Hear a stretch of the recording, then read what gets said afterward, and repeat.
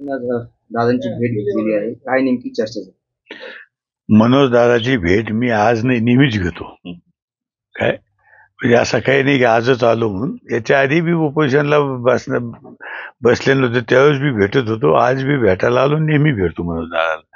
त्याच्यामुळे असं काही विशेष काही असं हे नाही. पण मनोज दादाने जे काही आपल्याला वक्तव्य केलं किंवा मराठा समाजाविषयी जे काही गॅजेटच्या बाबतीत सांगितलं, त्या बाबतीत समिती काम करते आणि स्वतः शंभूराजांना काल बाईट दिलेली आहे आणि त्यांनी सांगितलं की आम्ही लवकरात लवकर निर्णय घेतोय. उद्या मुख्यमंत्री येणार आहे, मुख्यमंत्र्याच्या कानावर आम्ही टाकणार आहे आणि लवकर समाजाला कसा न्याय मिळेल यासाठी आम्ही प्रयत्न करणार. साहेब, कुठेतरी हैदराबाद गॅजेट लागू करण्यासंदर्भात सरकारच्या हालचाली सुरू आहे, अशा काही बातमी येतात. काय लागू करू नये? नाही, लागू करणार आहे लवकर. नाही, आता हे मुख्यमंत्रीच सांगतात.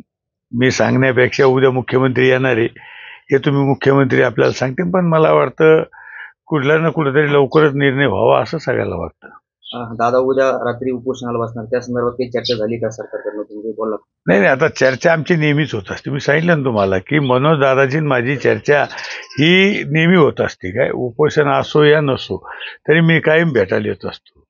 त्याच्यामुळं आणि मनोज दादाचं उद्याचं उपोषण आहे. मला वाटतं मनोज दादानं सांगितलं की 17 तारीख ही मराठवाडा मुक्ती संग्राम दिन आहे, त्या दिवशी मुख्यमंत्र्यांनी निर्णय घ्या. उद्याच आम्ही त्यांची भेट घेऊन हे सगळ्या गोष्टी कानावर टाकू.